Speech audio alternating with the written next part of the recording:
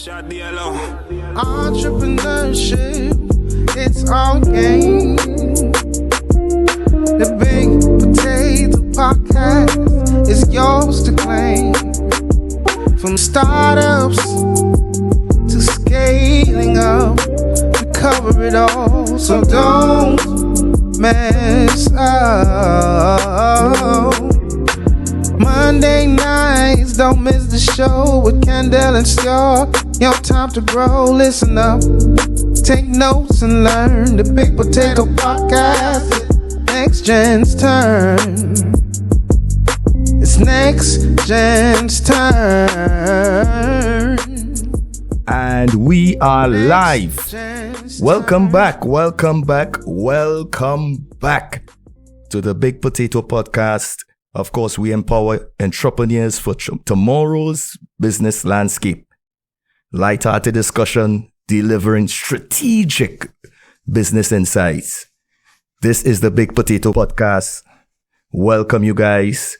Your host, Kendell, I'm here. And my co-host, as usual, the master of the definitions, Mr. Stuart Fortuné. Stuarty, hey, how you doing this week, man? Good. You know me, I always good. As my aunt would say, what? Good as gold. Good as gold. So, welcome. How the carnival season treated you? Well, carnival was good. I mean, let me do a little plug off the bat. I don't really plug here, but my book, From Everdan to Helliard. Now, the book is about All Stars, so I will always back All Stars. And it just so happens that All Stars won the panorama this year. Hey. Congratulations. We're floating right now. Congratulations to the whole All-Star team. Congratulations. I mean, it was a bumper carnival season here in Trinidad and Tobago. So kudos to all those of y'all who would have participated, or you were involved in some way, or maybe you weren't involved and you had some rest time or some time to do some entrepreneurial work. Good for you. So, without further ado, it's time to jump into episode 4. Imagine that. We are at episode 4. We are the Big Potato Podcast. And tonight, we have a very special episode in store for you. It's all about entrepreneurship in Fintech. Imagine that, right? So we had entrepreneurship in media and mass media. We had entrepreneurship in the creative industries and live events. And now we are switching gears to entrepreneurship in the financial technology industry. I hope you guys are ready. Stuart, you ready for tonight? Ready. I mean, what the people are saying is that we're shedding light on Plato's cave, so I am always ready to go. Let's do this. Told you guys easy master the definitions, right? So tonight, without further ado, let me introduce our guest. He is the driving force behind PESH Money Limited. As the founder and CEO, Simon not only crafted and executed the company's vision and mission, but also achieved significant milestones, securing full registration as an e-money issuer and payment service provider in Trinidad and Tobago in September of 2023, a few months ago. And then he had the successful launch of PESH Money Digital Wallet in November 2023. PESH is one of only 2 licensed e-money issuers currently operated in Trinidad and Tobago. In addition to PESH, Simon is an 11 times Salesforce certified Salesforce.com architect, designing and delivering multi-cloud solutions on the Salesforce.com platform for global clients. Welcome to Mr. Simon Fortuné. What are you going to say there? I almost said Mr. Stuart, but this is Mr. Simon Fortuné. Simon, welcome. Hey, thanks for having me on the show, man. It's an absolute pleasure. So Simon, I mean, before we kick off and we get into it, let the people know where you are right now, the temperature, because we are in some heat in Trinidad right now. What's the temperature where you are right now? Right now it's about 2 or 3 degrees. That's exactly why I asked that question. It's cold, but at this time usually it's like a -10. So I'll take the above freezing. I'll take that. Yeah, people walking around in short pants. Exactly. Right now we can put on our best. But Simon, I mean, on all seriousness, thanks so much for joining us. I know a man of your caliber and your stature that you have a lot on your plate, but you made the time for us tonight. Before we start, really, sorry, just want to put a disclaimer out there, let the people know. Simon is my brother. Mm-hmm. So, let people know that out there off the bat. Don't expect our Kumo brothers interview or conversation though. But yeah, that is my brother. But there is no conflict in this here. We're just going to discuss this as, how we would say, as entrepreneurs. That's what we're here for, to shed light and to help entrepreneurs for tomorrow's business world. So let's jump right in. We are going to jump into the first segment, which is called What Caught Our Eye. So, guys, this is what caught my eye this week. Article title in the Trinidad Guardian on the 28th of the 1st, 2024. Companies in line for $500,000 cybersecurity tax exemption. Good news? Of course it is. A $500,000 tax exemption for companies incorporating cybersecurity software into their security arrangements is now in force. Of course, this announcement was made by Minister Fitzgerald Hines, and he mentioned as well that this was offered in the last budget and in an attempt to get ahead of cybersecurity threats. Of course, in Trinidad and Tobago, we'll know that those threats have increased over the last years. From 2019 to 2023, there were actually 205 successful cyber attacks reported, which means that there are others which are unreported, and that there would have also been some unsuccessful attacks as well. All right. So we had companies like TSTT, NIB, just to name a few of the state organizations, among many other private organizations that have fallen to the cyber attackers. So now there's this grant in place, or this tax exemption, I should say, of $500,000 for companies to really put some infrastructure in place in order for them to protect themselves, their data, their customers' data, etc., etc., etc. Now, where are we going with this? For entrepreneurs, my question is this. What is your cybersecurity like for your business? How can this tax exemption benefit you? Especially for those of you all with companies already operating with databases, with different lines of information and a lot of customer information. Are you protecting your customers? Do you have anything in place for that? Even if you're a solo entrepreneur and it's a very small operation, but you're still keeping digital files, it is real. My question to small operators is, do you have the funds to invest in your cybersecurity to even benefit from this tax exemption? So it's a great idea, but how can entrepreneurs become involved? Stuart, any thoughts on that? Well, of course I have thoughts on that. I mean, I will start on the global side of things, where there's been a threat of a huge global cyber attack, and they're already thinking it might occur in 2024. So you have to put things in place from now. And especially since the world is so integrated right now. Remember in 2022, I believe it was, when we had the local blackout for almost 12, 13 hours. You can remember the torment that people lived through. So, cyber attack, a global cyber attack will just be multiples of of damage, So aside from that, that's the global view. In terms of the local view, I was a scout growing up, and I always know you have to be prepared. But aside from that, you have to hope for the best, plan for the best, and prepare for the worst. But yeah, the devil is always in the details, because I really want to see how this is going to be implemented. There is a creative sector tax exemption as well for companies to invest in the creatives, and they get a tax exemption. And that has been implemented, I would say, more than a decade now. how many people have used it, how many people see a value and see the ease in getting their money back. Because you ask the question about, you have to put the money in first and get the money back after. So you have to be confident that you will get the money back after. And as I said, with the creatives tax exemption, that basically you could just, let me put it kindly, we need to revisit it. Right. So this is a situation that we don't want that same issue to occur. Now we have our guest Simon here. Simon, I'm going to let you chime in on this. I don't know if you heard about it before, but what are your thoughts? I think it's a good thing that, there's incentives to invest in your cybersecurity.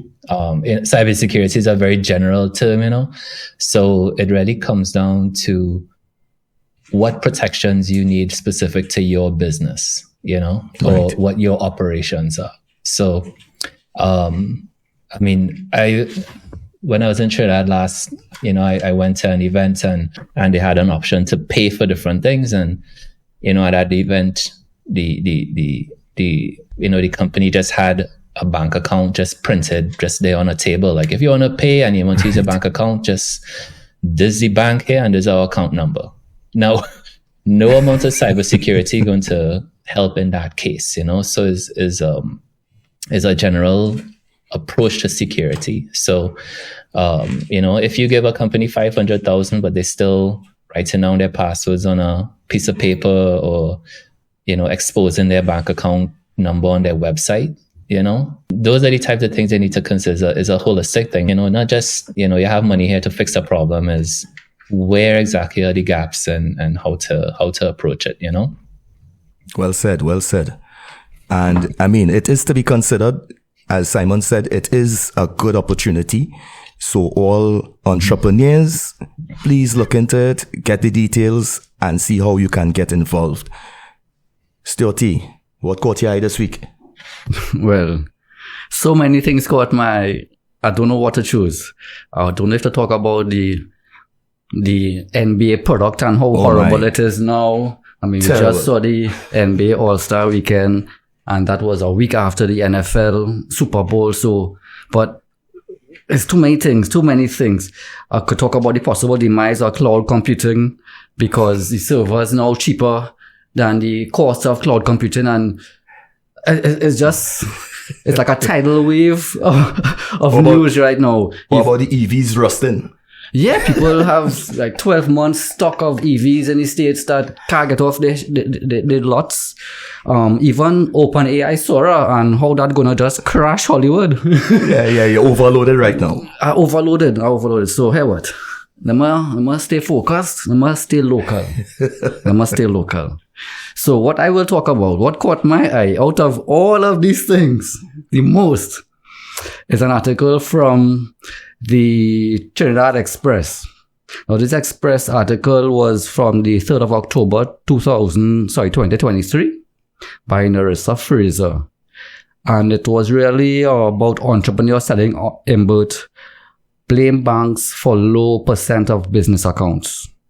Apparently, in the 2024 budget presentation, Minister Imbert stated that 72% of businesses don't have business accounts in Trinidad. 88% don't accept digital payments. 55% are not knowledgeable of mobile or online banking. They're not really too familiar with those things. Okay, so I looked at the World Bank, their ease of doing business figures.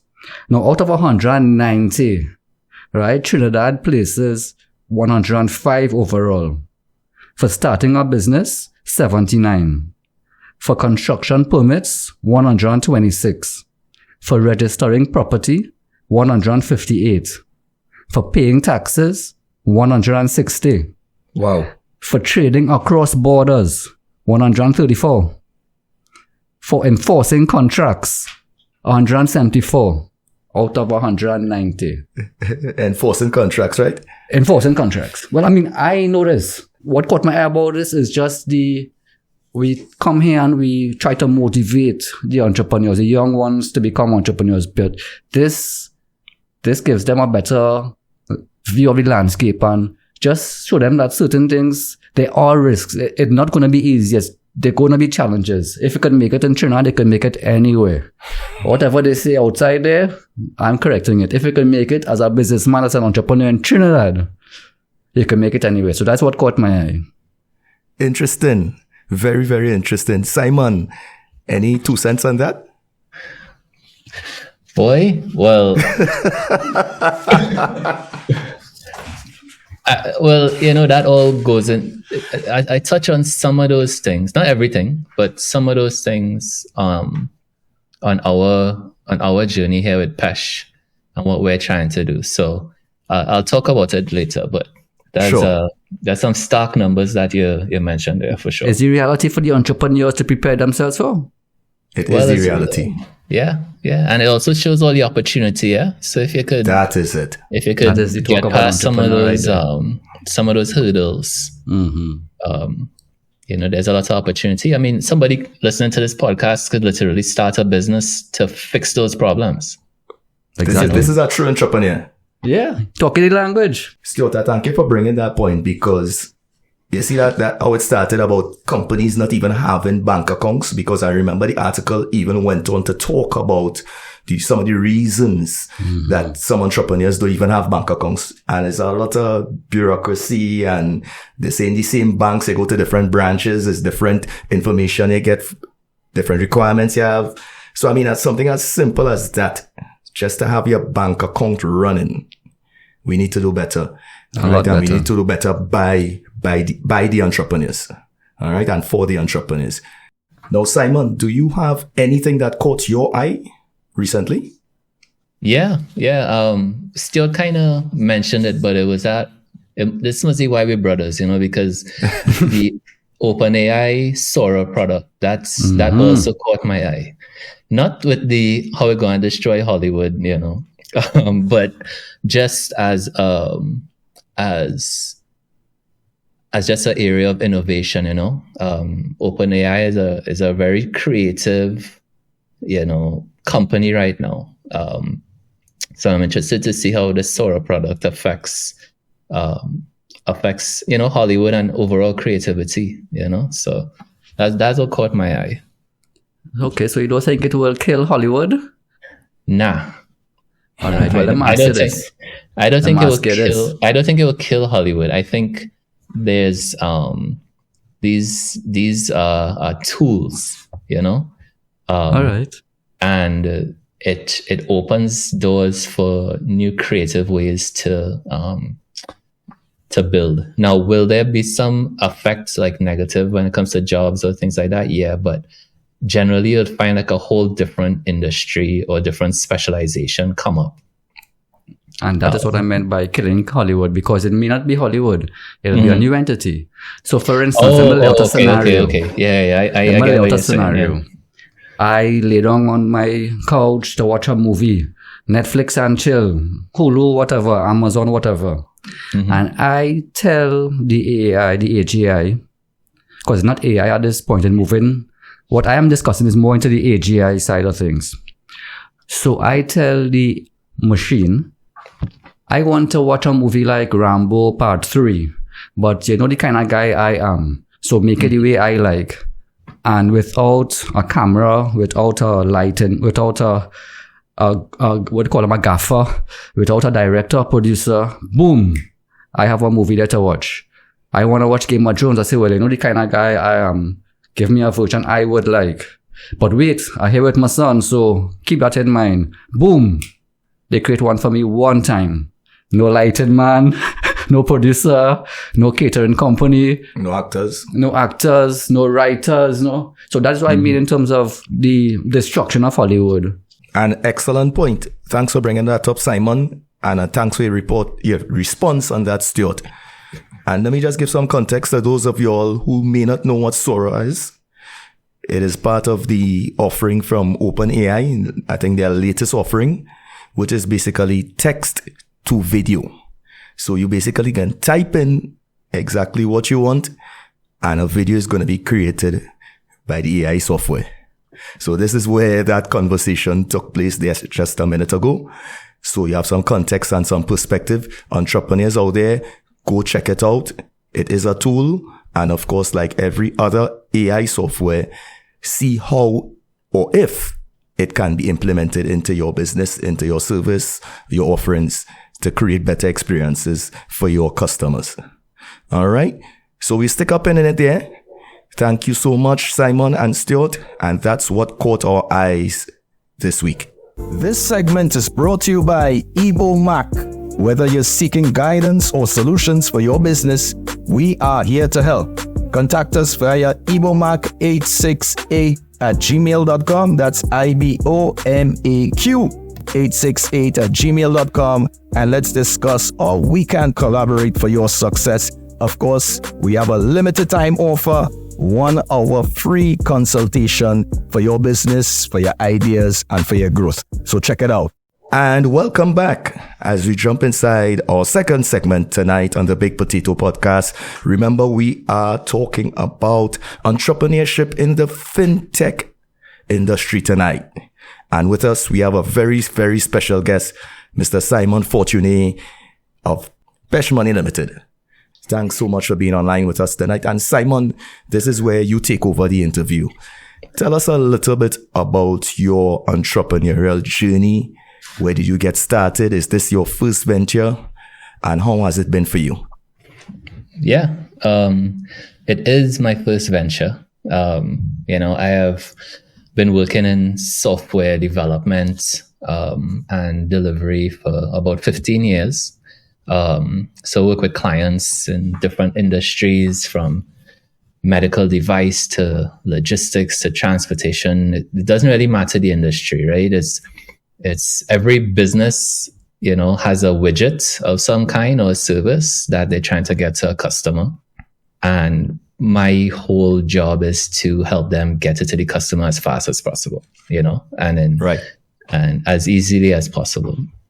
So that's what I've been doing. And just generally, I like to build things. So, since I was young, I was the person in the house or the neighborhood who would be fixing computers, something break or opening it up and that type of thing. So, I just had that, for a long time, but more with PESH, it was, I kind of had the idea for a wallet service because I use them so regularly in the US, you have different options. You have Venmo, you have Cash App, you have all these different types of things. So I was saying, well, and this was, back in 2017, I kind of got that idea, late 2016, early 2017, I was like, I wonder if Trinidad really has options for this, so I think WePay might have been the only player at the time, but I might be wrong, but there was starting to be some kind of buzz around it. So I just started to look at what the banks were offering, because I wasn't really looking at building like an app per se. I was kind of thinking, could I build a business like implementing these types of things or building these types of services, so, but there really wasn't anything at that time that I really could have jumped into. So, but I was looking at what the banks were having. So I set up, the meetings with the local banks, and I was like, well, I kind of want to do this. Is this an option? And it didn't have any options. Some of the banks were like, we have no idea what you're talking about. And this is 2017. Yeah. Wow. It's not that long ago, but you have to remember, digital wallets just didn't exist in Trinidad. So, you're trying to explain a whole new idea to someone, who hasn't used it before. Can I stop you on that there and ask a question? Yeah.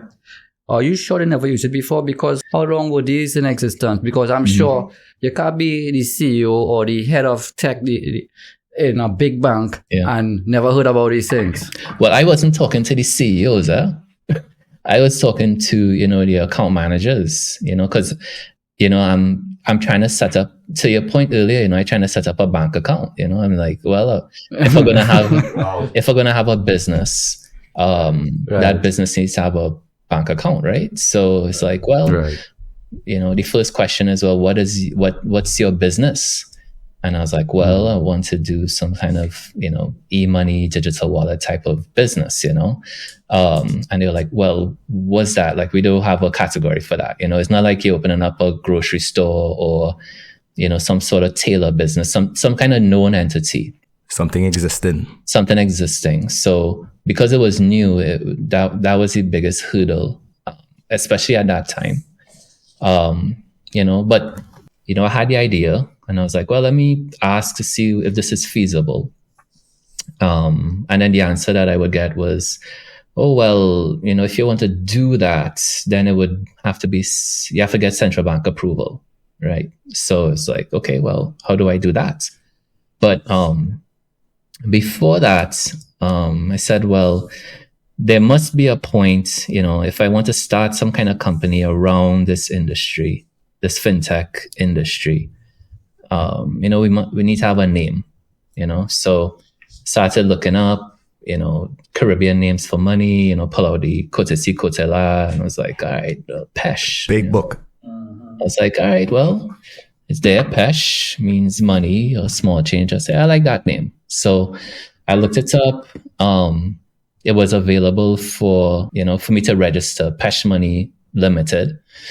So I said, well, at least I could register the name and then I could figure out what the service is later, so right. For those, who might be listening, like, if you have a name, as a name that you like, just register it. So you might never use it, but at least you have the name, Snatch it up. Yeah, snatch it up. So I wanted the name to be simple, 1 to 2 syllables, easy to remember. Mm-hmm. Be about money, but be general enough to be used in other places, Right. So I got PESH, registered it and everything like that. And that was the first step that I did. Now registering it was a whole other issue, but that took a lot of trips. But eventually we got it done. And then started talking to the banks really in 2018 because I registered PESH like the end of 2017, like December. So right. Things really kicked off in 2018. Starting to talk to the commercial banks to see what I might need. So they said, well, you need central bank approval. So that was like the natural next step. Well, what does that mean? Who at central bank? Like, I don't know anything about the central bank. I don't have any contacts there. So I was like, well, I'll just reach out to, I did some research. I was like, well, the payments division is really the area that I should kind of reach out to. So I just went on the website and I was like, okay, well, which area kind of naturally would fall under this? So I reached out and I was able to set up a call and schedule a meeting. And then, so I, had some wireframes as to what I wanted. At that point I decided, well, I want to do an app. So I did some wireframes for it. Had a presentation outlining what I wanted to do, the vision of the company, why we wanted to do it. And at that time, just not coincidentally, but I think 2 weeks before, like they had some major flooding in Central. And I was like, well, this is kind of why I want to build the app, because opportunity, right? Yeah. Because what was happening, was that you could not get from, North Trinidad to South or even Central, right? So people will, for days, you're stuck. And I was like, well, people talking about security from a, again, raw perspective. But my perspective was security from access to your money. If you can't send money to somebody who might be in South Trinidad and you're stuck in North, like that is a security risk for you as well, So I looked at PESH from that perspective. Anyway, yeah, so my goal at that point was to get some kind of approval. It wasn't really clear from the banks, like what I would need from the central bank. But I said, well, hopefully I could get some kind of approval from them to move the idea forward. Right. But one other thing that happened in 2018 was I did a work trip to India, completely unrelated to PESH, and there was a service in India. The India team, I think they used to have like the Paytm on their jerseys, but it was like everywhere, right? I was like, what's this Paytm thing, boy? And while I was there, I was seeing people buying just street food with this Paytm app, So people buying dal and rice, with their cash, or they're pulling out their phone, all these street vendors just had Paytm stickers. And they just taken it would be similar to buying doubles with your phone. Like that kind of dal and rice is like a very, accessible meal, very, very cheap. And I was like, nah, Trinidad and Tobago for sure could use a service like this. Right. So then that kind of gave me some more incentive to keep moving forward.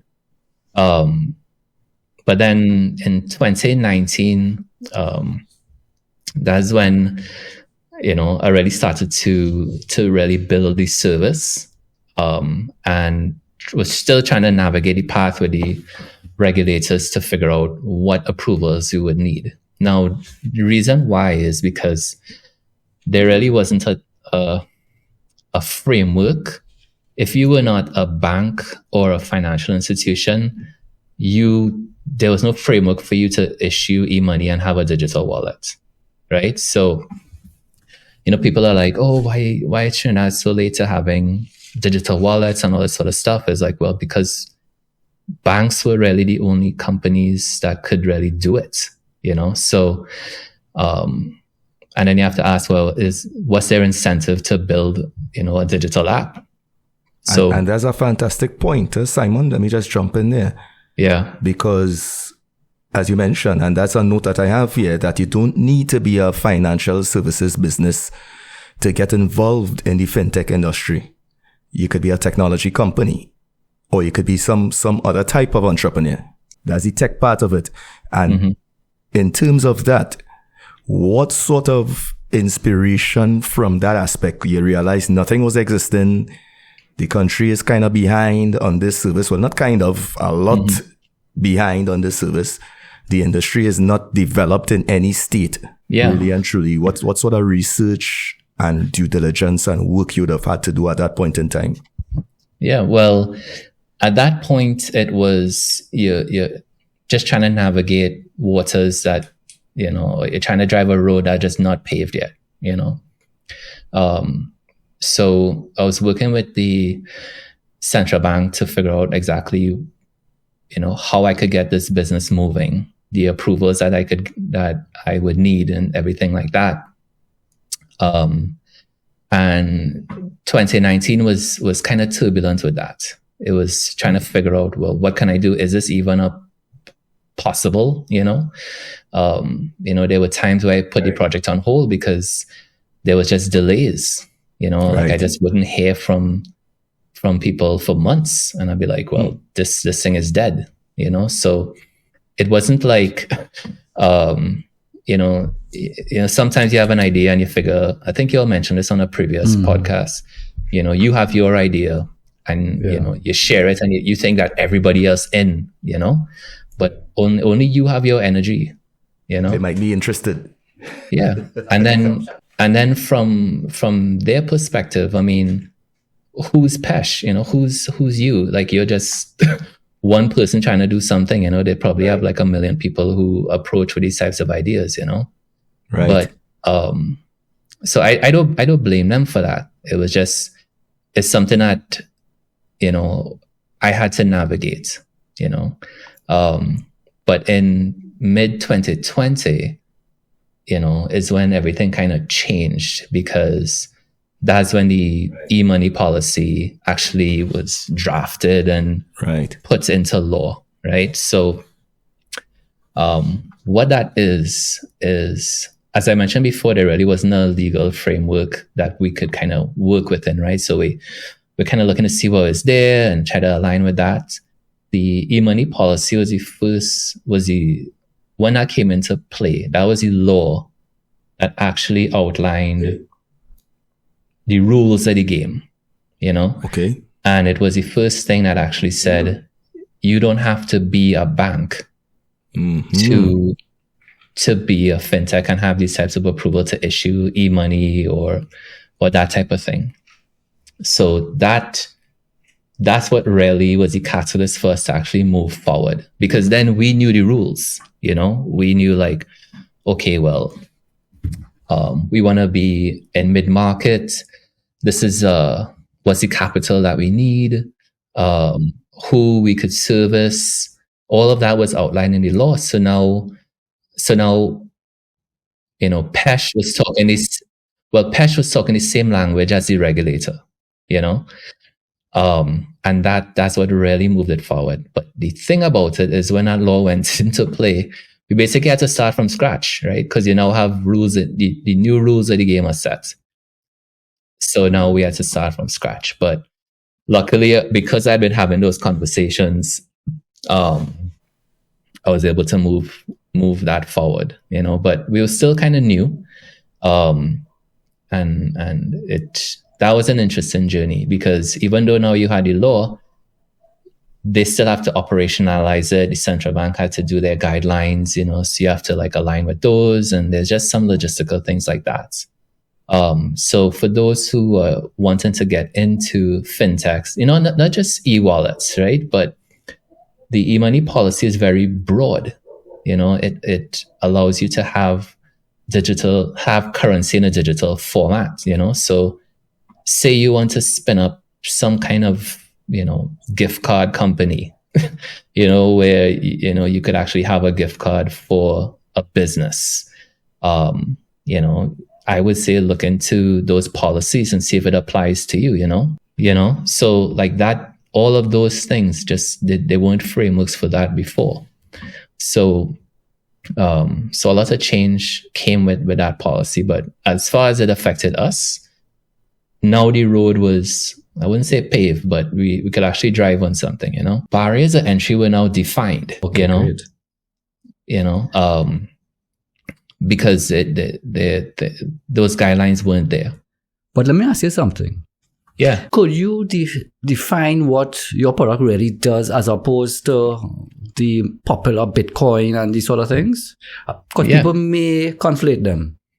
Right. Okay. So very simply, thanks, Stuart. I just keep me on track because I'm a big brother. Yeah. Well, there's plenty parts to it, you know. But very simply, PESH is a digital wallet, right? Where you connect your bank account, right? So you sign up, you choose your bank account, you enter your account number, and then we verify it that it's a valid account number. And you can add money into it. Say you want to add, you know, $100. You can say, okay, well, deduct $100 from my bank account. You pay a flat $5 processing fee for that. And then your account is then topped up with this $100 of digital currency, right? You could then, you know, send that money to another PESH user, and that's free. They can send you money, and that's free. And then, when you are ready to withdraw, so say you do a few transactions, you end up with $160, and you say, well, I want to withdraw all of it, right? Then you could just say, okay, well, withdraw $160 from my wallet, and then we send that right back to your bank account. So what PESH is as a digital wallet, as e-money, is just a digital version of the cash in your hand. Right? Mm-hmm. So it doesn't gain, imagine you have cash in your pocket. It doesn't gain interest in your pocket. It's, you know, when you want to use it, it's there. If you want to deposit it in your bank account, you can do that. Right? So PESH is that same principle. The value isn't volatile like, say, Bitcoin, where people could actually invest and raise the value of the coin or anything like that. No, it's different. E-money is different because the value of that $100 that you put in is always $100.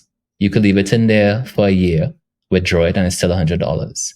The value of it isn't changing because of the market, right? So if you buy a Bitcoin today and it's worth $1,000, it could be worth, $500 tomorrow. It could be worth $50,000 tomorrow. That's traded on a market. E-money isn't like that. You are basically just like that runner in between the two banks. Yeah, exactly. Now, and based on that description of PESH, which sounds very simple, very convenient, and let me tell you guys, I have the app on my phone, so if you need to send me any money, make sure you download PESH. All right? But in terms of that, Simon, let's talk a little bit about your USP. Let's talk a little bit about the unique selling propositions in terms of your business, in terms of PESH for your customers and your clients. Could you outline some of those to us? Yeah. So PESH is unique because we focused on, three main things. The first thing was it had to be easy to use, right? So we didn't want you to need a lot of instructions to use it. Just download the app. We have a guide there to help you, add your bank account. Everything is very simple. We didn't want you to have to go and, search on YouTube as to how to use the app or anything like that. So that was the first thing. And then the second thing is the pricing had to be simple. So I mentioned, $5 flat if you want to add or withdraw funds, like that was one thing. But the other thing was the ability to use one payment method, right? So you could use your bank account to add funds or withdraw funds. Right. Some other services, like you might use a credit card to add funds and you use your bank account to withdraw. And I was like, I don't want to do that. You have to be able to use your bank account for everything. Mm-hmm. And then the third thing was the user experience, right? So it had to be engaging, it had to be informative, but not too busy. And it had to do the thing dependently every time. So if I pay somebody, it goes through every time. I receive my email confirmation every time, so it had to prevent people from making mistakes, so the UX of it is something that we continuously refining to make it easier, less taps, more information, but a lot easier to use. And then tied to the user experience was the website. So the website also had to be simple and easy to navigate. So we keep that up to date when we have new features, new release notes, anything like that. You could always go to the website, Okay. Some people think like their Facebook page is a website, but it's not, like it has it's important, but it's not your website. Like we get hits on our website every day because people are like, can I use PESH for my business? So that's like every day people go to that question. So we're able to like update the website with questions that we get from users of the app, okay. And that content is sticky. Let me ask a quick question, going back to what caught Kendall's eye, which was cybersecurity. Mm-hmm. We spoke about it briefly in that segment, but how do you plan to really address the cybersecurity? I mean, as I said earlier, they're expecting a huge attack, right? And if you look at how AI is operating, if AI were to create the attack, it would be worse than we ever saw before. So how are you preparing? Because it's financial transactions, people's account information on the platform. Tell us about that. Yeah. So I think, whether it's fintech or any kind of business, if you have customer information, you need to ensure that you're securing it, to managing it securely. So that was one of the things that we built from the ground up. It's one of the benefits of starting from scratch is that you don't have legacy, big tech to try to update. You're starting from from the latest and the greatest. So that was one of our benefits.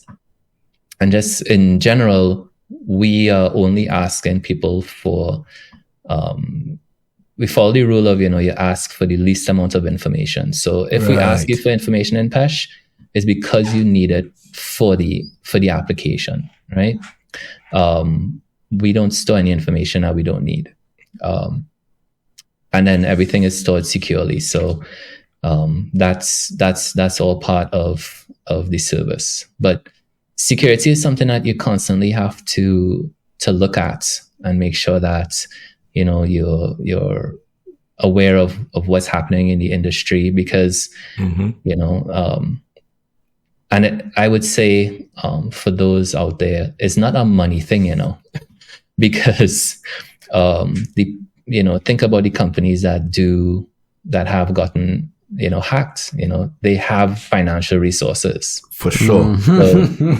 So it's not, and I not just about Trinidad, but just in general, it's across the board.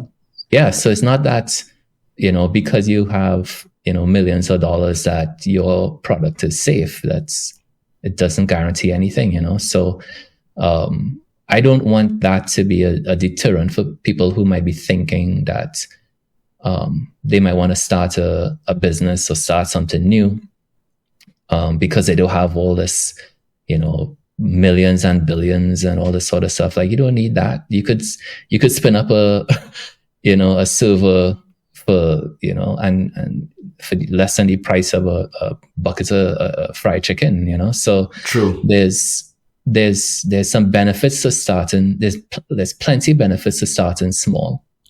So then you could iterate as to where you need to go. At least that's been our experience, And we have a special message coming in from Ibadan to Helyard. From slavery to independence, learn how Helyard, the Trinidad All-Stars, created the Trini identity and how that was leveraged for our independence.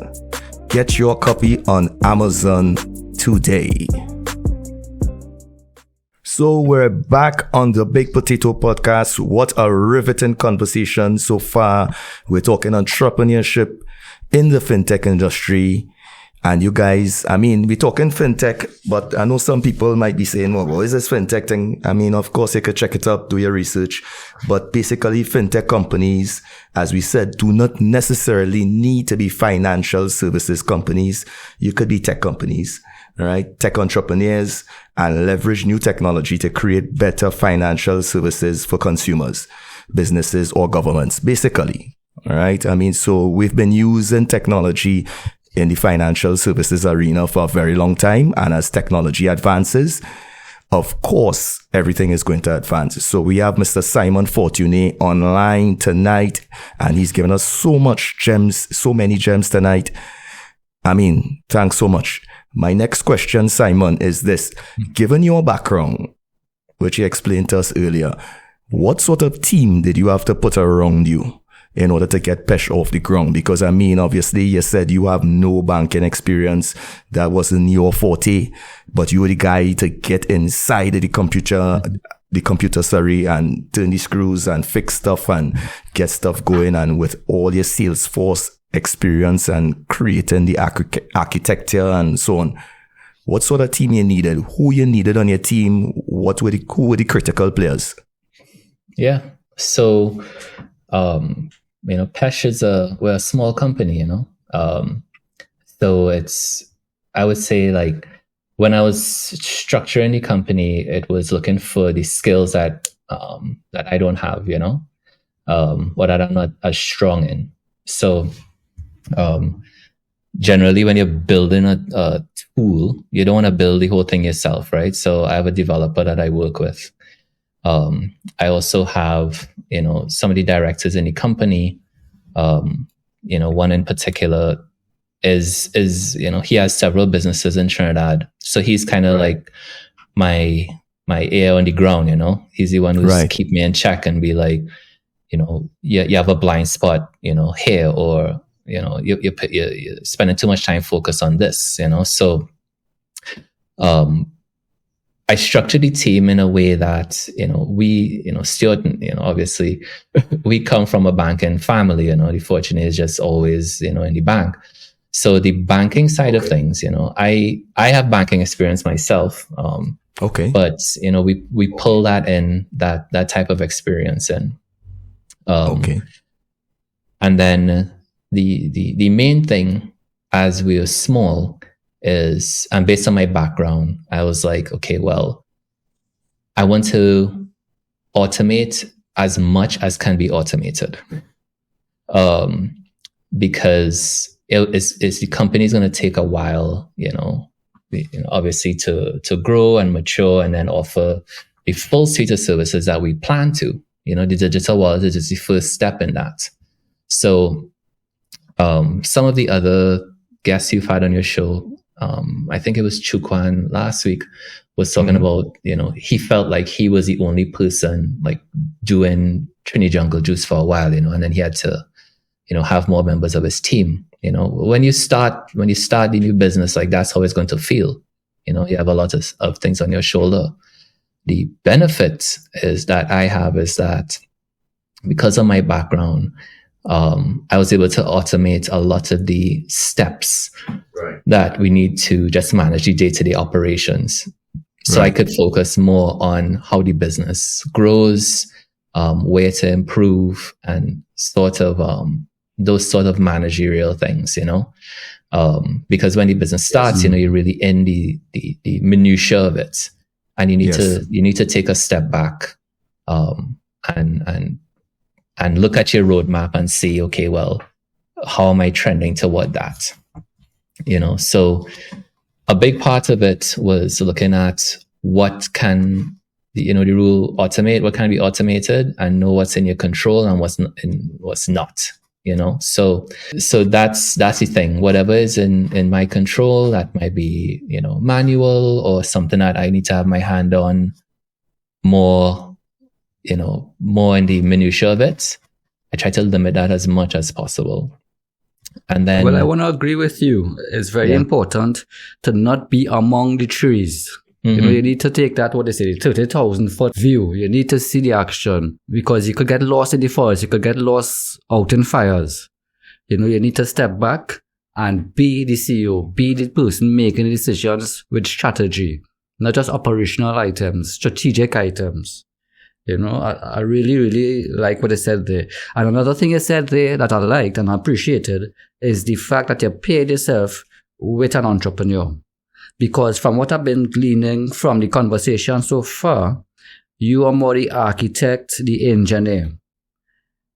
So, because, yes, I like how you agree with it. Because when Kendell asks about the market research, I think the business part of the entrepreneurial, so the director, might have handled all of that. So I'm glad that you partnered yourself with someone, as you said, to fill the gaps in your team, in your competencies. And I think the entrepreneurs, the young, the Gen Zs, again, I think this is something we mention every episode. Find the right people and put them around you. You don't have to, no man's an island. You don't have to build the whole house by yourself. Get the people, get the plumber. Get the joiner, get the tiler, get the people who are experienced and professionals in what they do. Yeah, and the thing about that was, you're gonna hit roadblocks, you're gonna hit stresses, and having somebody who's gone through those things already, that helps, because they provide you that reality check, like, to do this you have to have some belly. So you're going to get that belly fast, But the one thing that I want to mention here before I forget was, with us being, with our services, an important thing that we had to identify very early was exactly what PESH is and what we're not, So earlier you asked me, well, what is an e-wallet, that type of thing? Well, an e-wallet could do many things, but for us to bring our products to the market, we really had to limit the scope of our services, because, as you mentioned there, Stuart, think about the number of times you ask somebody for, to do a job, right? And then they tack on things that you might tack on things that you think that person could handle. And then the original job you ask them for, it doesn't get done. Or it gets kind of done halfway, right? Project scope creep. Yeah, because that person is taking on way more, or they're assuming they could get it done and the time just runs out or whatever. So for us, we had to limit the scope as to what PESH is, the services that we provide and the services that we don't provide. Because when we launched, we got a lot of questions from other businesses saying, "Oh, could I replace my points of sale? Does PESH do this? Do you do international? Do you do US? Do you do all of these things?" And those were decisions that we had to make even before we went to the market, that, the first version wasn't going to support any of those things, Right. So you have to, that was one thing that we had to learn, was what we are doing.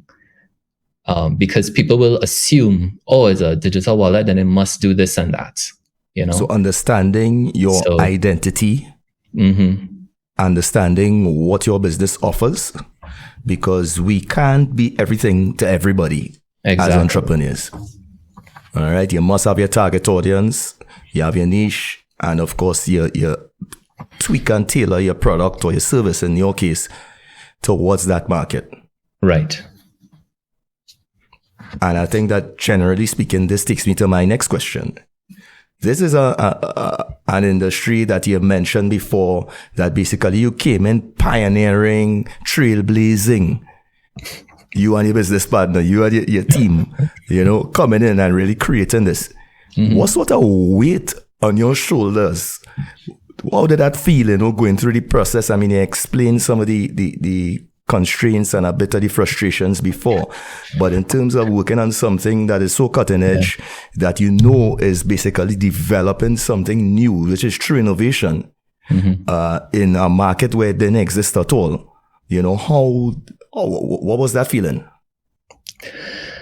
Well, that's a real good question, because remember so I mentioned earlier that we were really focused on getting the service launched and the regulation and all of that stuff. And you're really in the nitty-gritty of it, right? Which my description, people probably were like, "Man, you're really getting into the nitty-gritty of this, boy." But you're really in it, right? Because the goal at that point was, okay, we have to get the provisional approval, and then these other parts of the puzzle could come together, right? The provisional approval we got, it's a year ago now, last March. That was just, that's just the first step. Right. But when that news broke, people were like, well, who's this PESH, and, and they're gonna launch and all this sort of stuff. And we were still in the grind of, it's kind of like, you want to open a grocery. The first thing is you get your grocery license, and then you could start actually buying products. You don't just have a grocery the day you get your license, Exactly. So our roadmap and our milestone at that point was to get the provisional, and then the other puzzle pieces would come into play. So we didn't really feel like we were breaking this kind of ground. And, when we got that approval, that notice, because it was just a few days before the official, notice came out from the central bank, we were celebrating, because Papa bottle. Yeah, Carnival was coming up. I was coming down for Carnival, it was the first Carnival since COVID, so that's where my head was at, was we celebrating this major milestone that we could move forward. Carnival is there, all of this sort of stuff. So we didn't really feel like we were breaking all of this ground until the news came out, and it was like, wait, we're really doing something big here, boy. So that really threw us that really threw us for a loop, because that was very unexpected. The word of that. I thought we were going to get the approval and just move along like any other regular day and just move on to the next milestone. But that really threw us for, that really threw some things off for a while, and it kind of ties back to my earlier point with the costs, of entry, because, Stuart's point there about, hosting costs being, a server being cheaper. I think that ties a lot to your scale,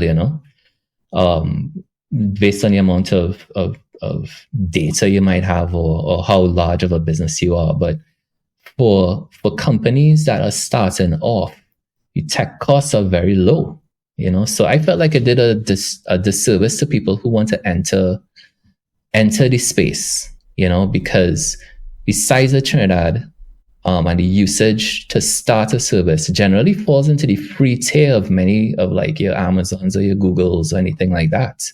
You really have to kind of grow before you really start to hit those types of costs. So for those who have an idea, you could kind of spin these things up literally for free. The main cost is your time, Right.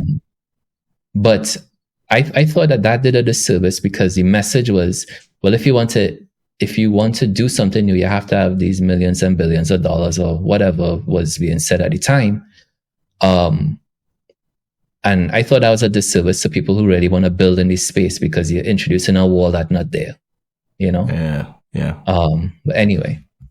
Well, you spoke about scaling your business just now. Yeah. I have a question about community building and scaling your business. What is your approach? Because, let's say PESH is a margins-based business, right? So it's mass transactions to generate the funds, to generate the revenue and profits and so. So they really have to build a community of followers. So what is your view on that? What is your strategy to building your community? Yeah. The strategy is to really ensure that people have a positive experience all the time. We're not perfect, no service is, but our goal is to be as perfect as possible and as easy as possible. And the way that the market is right now, I'll give you an example. Like, we had our public launch last November, right? We had events at One Fintech. Also, there's a plug for One Fintech, because they're doing some great things over there. So definitely, One Fintech Avenue. Definitely check them out if you want to get into the space. But that being said, the week before we launched, they had the big TSTT cyber attack. So this goes back to, you have a plan. You have your goals. You think you're going to like launch and everything going to be, nice and smooth. And then most of the questions, well, not most, but, there were a fair amount of questions that I would get from the, the news or any of these shows that I did about this hack that happened to a company that I'm not affiliated with in any way. But when those things happen, the whole industry or anything to do with technology is then looked at more keenly. Yes. So those are the things that we had to navigate. So when it comes to trust, is us doing as much as we can to make sure people's data is secure, that their transactions go through in a timely manner, that is easy to use, and then build that trust up over time.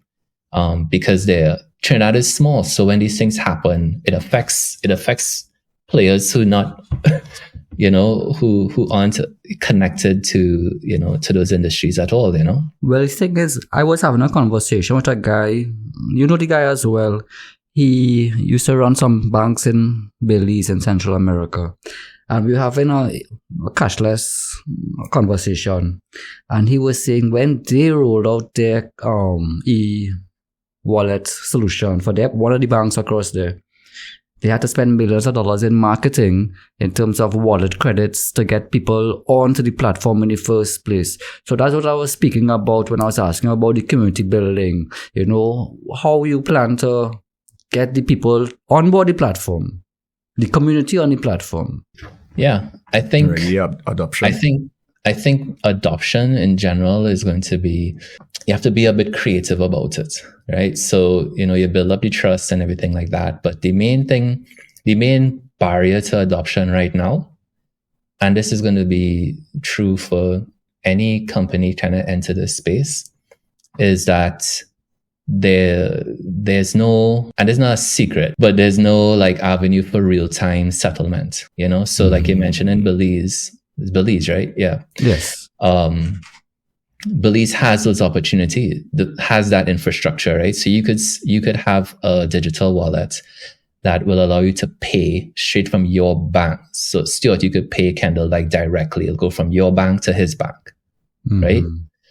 The only infrastructure in Trinidad that does that is Links. Right. There's no other system in Trinidad where you can do a completely instant payment from one bank, from your bank account to another person's bank account. So there will always be until, and I'm not calling out Links, but until there is a system like that connects banks directly, that fintech applications could connect to, there is going to be a barrier, because people want to get paid and they want to get paid now, True. Think of it like for Carnival, right? You have companies, you might have somebody who might want to take digital payments, but, that not hitting their bank account immediately. And those are generally like very high cash flow businesses, so even if that person has to wait 3 days, or some of these solutions, it might be 30 days, that's a lifetime for a business. Wow. So, for PESH, when you do a withdrawal, you get it next business day, so we optimize that as best as we can. And, add-in funds will take, we're aiming for 48 hours, but definitely right now is within 3 days. So that's like a main criticism that we get. Why does this take so long? It's like, well, because that's just where the infrastructure in Trinidad is right now.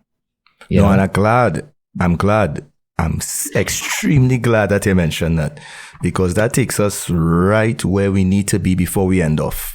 In terms of development of this industry, given the trends that are out there, I mean, this is nothing new to the global scale, and the US, as you mentioned, Belize, England, Canada, you name it, all right, where the infrastructure is there.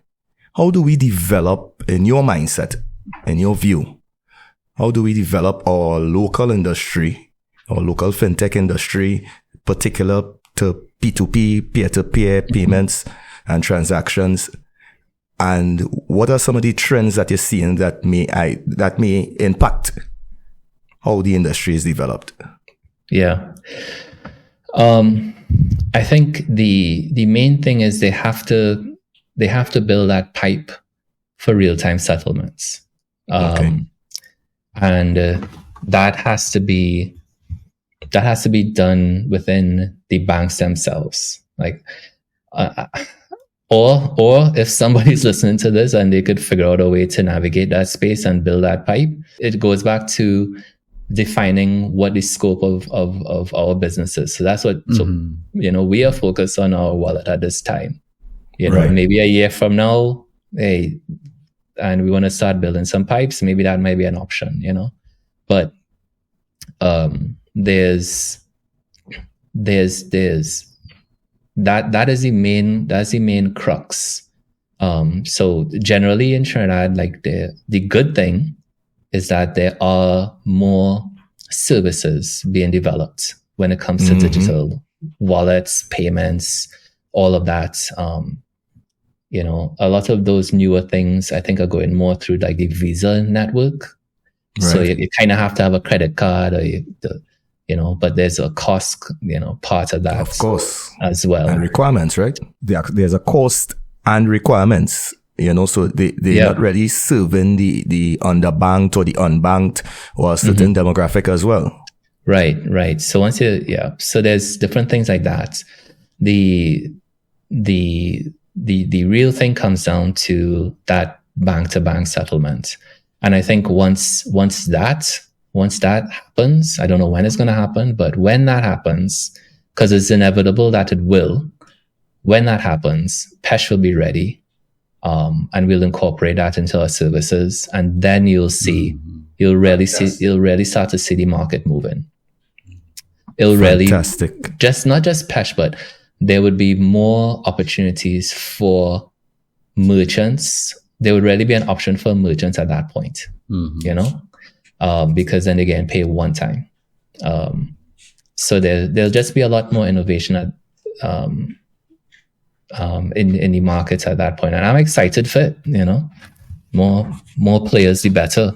It just turns out better for the consumer. And that's an excellent point. One that we also raise every episode. The more entrepreneurs pushing in a certain direction is going to help the industry to develop. And I also like what you said about PESH being ready for when things straighten out, when things change, when the improvements are made. You're ready to continue to innovate. Yeah. And I really really you can't wait, that. You can't wait. Of course. So we have a roadmap of our features that we're working on that we'll be rolling out, some of them soon and some of them later this year to stem the tide. And then when real-time payments, whenever that comes on in Trinidad, then we'll be ready for it. As I always tell young entrepreneurs, it's just like surfing. You have to time your stroke, your swimming motion on top of the surfing board to catch the wave. Or else the wave will either go in front of you or stay behind you, but you won't catch that perfect funnel, that tunnel or whatever the surfers call it, You won't be Hawaii 5-0 down the place. So, timing is very important as an entrepreneur. Even when you said, when the news came out, there was this big public hullabaloo.